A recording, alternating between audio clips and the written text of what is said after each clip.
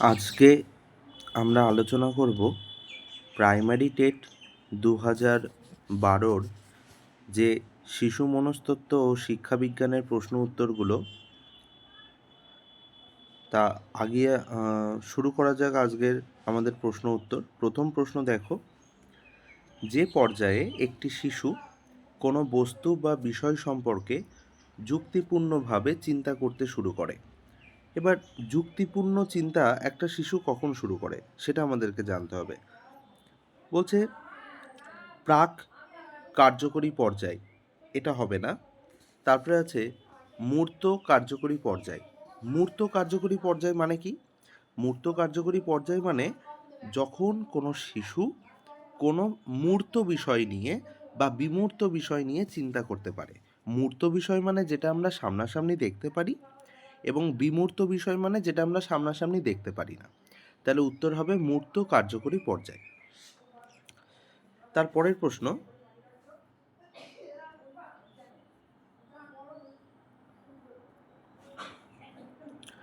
2 নম্বরে শিখনের প্রচেষ্টা ও ভুল তত্ত্বের প্রবক্তা কে? এটা একটা সাধারণ প্রশ্ন দিয়েছে।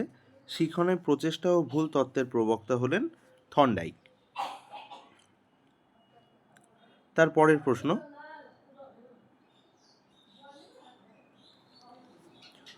কোনটি শিশুদের মধ্যে প্রায় দেখা যায় না? দেখুন এখানে প্রশ্নটা খুবই সহজ। কোনটি শিশুদের মধ্যে প্রায় দেখা যায় না? সেটা হচ্ছে আত্মহত্যার প্রবণতা। শিশুরা কোনো দিন নিজেরা আত্মহত্যা করে না, বা আত্মহত্যার প্রবণতা শিশুদের মধ্যে দেখা যায় না। পরের প্রশ্ন,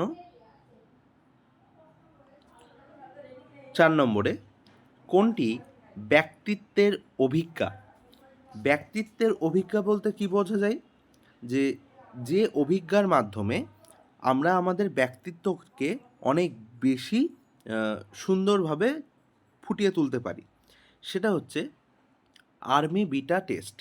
আর্মি বিটা টেস্ট হচ্ছে এমন একটি পরীক্ষা যার মাধ্যমে মানুষের ব্যক্তিত্বের পরিস্ফুটন সবচাইতে বেশি এবং ভালোভাবে করা সম্ভব। তারপরে 5 নম্বর প্রশ্ন, কোনটি শিশুর জন্মের প্রকারভেদ নয়? মানে এখানে যে 4টি পয়েন্ট রয়েছে তার মধ্যে প্রত্যেকটাই কোনো না কোনোভাবে শিশুর জন্মের একটা প্রকারভেদ, কিন্তু এর মধ্যে একটি মাত্র অপশান এমন রয়েছে যেটি শিশুর জন্মের প্রকারভেদ নয়। যেটি শিশুর জন্মের প্রকারভেদ নয় সেটি কি হবে? সেটি হবে স্পটেনিয়াম বার্থ। স্পটেনিয়াম বার্থ হচ্ছে এমন একটি পদ্ধতি যেটাতে শিশুর জন্ম হয় না। পরের প্রশ্ন, শিশু বিকাশের ক্ষেত্রে বংশগতি ও পরিবেশের মধ্যে যে সক্রিয় সম্পর্ক বিদ্যমান তার ইঙ্গিত দিয়েছেন কে? বা তার ইঙ্গিত দিয়েছে কোনটি?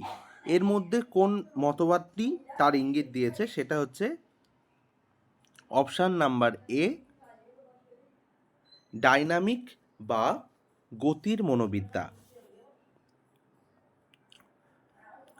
তারপরে 7 নম্বর প্রশ্ন। 7 নম্বর প্রশ্ন কি বলেছে? কোন ধরনের প্রশিক্ষণ ভালো পারিবারিক সম্পর্ক সৃষ্টি করতে শেখায়? ভালো পারিবারিক সম্পর্ক সৃষ্টি হবে, সেটা হবে অপশান সি, ডেমোক্রেটিক শিশু প্রশিক্ষণ।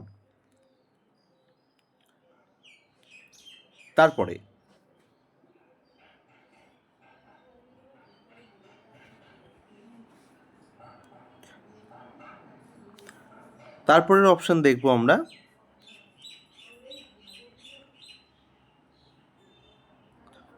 7 নম্বর প্রশ্ন।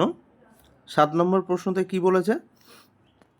নিম্নলিখিত কোনটি শিখনের ফলাফল নয়? দেখুন শিখন একটা কি করে, একটা সাধারণ মানুষের মধ্যে বা বিভিন্ন রকমের বিকাশ ঘটাতে পারে। সে বিভিন্ন বিষয়ে ধারণা জন্মায়, জ্ঞান তৈরি করে, মনোভাব তৈরি করে, কিন্তু পরিণমন কোনো দিনই তৈরি করতে পারে না। তাহলে নিম্নলিখিত কোন বিষয়ের ফলাফল শিখন নয়? উত্তর হবে পরিণমন। তারপরে 9 নম্বর প্রশ্ন বলছে, প্রাক্ষবিক বুদ্ধির ধারণাটি নিম্নলিখিত কোন ক্ষমতাটির কথা বলে না? এর মধ্যে কোন ক্ষমতা প্রাক্ষবিক ধারণাতে আমাদের বলা হচ্ছে না? অপশান হবে বি, প্রক্ষোভের নিয়ন্ত্রণ। প্রক্ষোভ কিভাবে নিয়ন্ত্রণ করতে হয় সেটা কিন্তু প্রাক্ষবিক বুদ্ধির ধারণা কখনোই বলে না। তারপরে 10 নম্বর প্রশ্ন বলছে, নিম্নলিখিত কোন বিবৃতিটি শিখন প্রক্রিয়ায় বৈশিষ্ট্য নয়? দেখুন, এখানে যতগুলো বৈশিষ্ট্য হচ্ছে সবই ঠিক, শুধু একটা ঠিক নয়, সেটা হচ্ছে শিখনমূলক প্রতিষ্ঠানগুলিকেই কেবলমাত্র শিখন অনুষ্ঠিত হয়। এটা ভুল, যে শুধুমাত্র বিদ্যালয়ে শিখন অনুষ্ঠিত হবে, অন্য কোথাও থেকে শিখনমূলক কার্যকলাপ হবে না, এটা সম্পূর্ণ ভুল। মানুষ অন্য জায়গা থেকেও শিখতে পারে। 11 নম্বর প্রশ্ন, আইকিউ শব্দটি সর্বপ্রথম ব্যবহার করেন কোন মনোবিদ? উত্তর হবে option C, Terman. Option C, Terman সর্বপ্রথম আইকিউ শব্দটি ব্যবহার করেন। পরের প্রশ্ন 12, অ্যাডোলেসেন্স শব্দটি কোন গ্রিক শব্দ থেকে এসছে? উত্তর হবে অ্যাডোলেস্ক্রিয়া। Option A. তারপরে 13 নম্বর প্রশ্ন, সাধারণভাবে সুস্থ শিশুর আকস্মিক মৃত্যুকে কি বলে? একটা সাধারণ শিশু যদি হঠাৎ করে মারা যায় তাকে বলা হবে অ্যাক্সিডেন্টাল ডেথ। 14 নম্বর প্রশ্ন, কোন গ্রন্থির অস্বাভাবিক ক্ষরণে ড্রফিজম রোগটি দেখা যায়? এই ড্রফিজম রোগটি কি?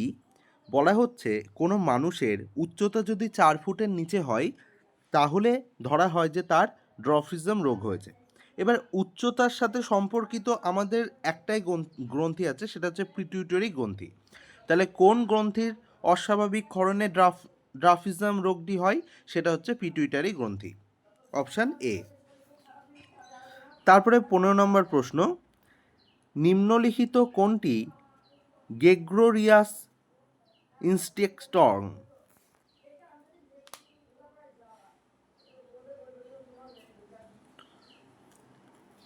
উত্তর হবে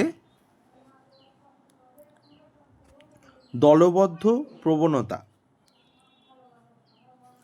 তারপরে 16 নম্বর প্রশ্ন, তোমার শ্রেণীকক্ষে কোনো শিশু তার নিজের ব্যর্থতার দায় সর্বদা অন্য কোনো শিশুর ওপর চাপিয়ে দেয়, সেক্ষেত্রে সে কোন ধরনের প্রতিরক্ষা কৌশল ব্যবহার করে? এটা হবে অবদমন করছে, মানে জোর করে কারোর ওপর কোনো বিষয়বস্তুকে চাপিয়ে দিচ্ছে। 17 নাম্বার, RH ফ্যাক্টর বলতে কি বোঝায়? RH ফ্যাক্টর এটা আমাদের হিমোগ্লোবিনের জন্য হয়, রেট অফ হিমোগ্লোবিন, ঠিক আছে? এটা জীবন বিজ্ঞানের একটা প্রশ্ন। 18 নম্বর প্রশ্ন, প্রতিভাবানদের সমস্যার সমাধান কোনটি ব্যবহৃত করা হয়? দেখুন, যারা প্রতিভাবান তারা যদি কোনো বিষয়ে সমস্যায় পড়ে তাহলে সেই সমস্যার সমাধান করতে হয় সবসময় বিশ্লেষণ পদ্ধতির মাধ্যমে। মানে তারা যে বিষয়টা বুঝতে পারছে না সেই বিষয়টাকে ছোট ছোট অংশে ভাগ করে বিশ্লেষণ করে করে তাদেরকে বোঝাতে হয়। 19 নম্বর প্রশ্ন, কোন সময়কালকে নির্ভরশীলতা হ্রাসের সময় বলা হয়? নির্ভরশীলতার হ্রাস মানে এই সময়ে ছেলেমেয়েরা কারোর ওপর নির্ভরশীল হতে চায় না, সেটা হচ্ছে কৈশোরকাল। 18 বছর বয়স শুনেছেন, 18 বছর বয়স বা কৈশোরকালে ছেলেমেয়েরা সব থেকে বেশি কি বলবো, মানে নিজের ওপর নিজেই সব কাজ করতে পারবে, কারোর ওপর নির্ভরশীল নয়, এই ধরনের প্রবণতা ছেলে মেয়েদের মধ্যে বেশি আসে। আজকের শেষ প্রশ্ন, বয়ঃসন্ধিকালের একটি পরিচিত সমস্যা। বয়ঃসন্ধিকালের একটি পরিচিত সমস্যা হলো প্রবঞ্চিত হওয়ার ভ্রান্তি। প্রবঞ্চিত হওয়ার ভ্রান্তি মানে সে সবসময় ভয় পায় যে মানুষ হয়তো তাকে খারাপ ভাববে বা তাকে হয়তো বাজে কিছু ভাববে, যেটা এক কথায় বলতে গেলে সে নিজের নামটা খারাপ হবে, এই একটা প্রবঞ্চিত হওয়ার ভ্রান্তি তাদের মধ্যে সবসময় থেকে থাকে। সেই জন্য তারা সব কাজ নিজের ইচ্ছাতে এবং নিজের মতামতে করতে চায়, অন্য কারোর কথা শুনতে চায় না। তো এই 20টা প্রশ্ন টেট 2012-তে আমাদের শিশু মনস্তত্ত্বের মধ্যে ছিল। আপনারা ভালো করে আরেকবার ভিডিওটি দেখে নেবেন যদি কারোর কোনো প্রশ্ন বুঝতে অসুবিধা হয়। এই প্রশ্নের উত্তরগুলো এক এক জায়গায় এক এক রকম দেওয়া আছে, অনেক জায়গায় ভুল দেওয়া আছে। সঠিক উত্তরগুলো আমাদের এই ভিডিওতে দেওয়া হয়েছে, আপনারা একটু ভালো করে খেয়াল করে নেবেন। নমস্কার।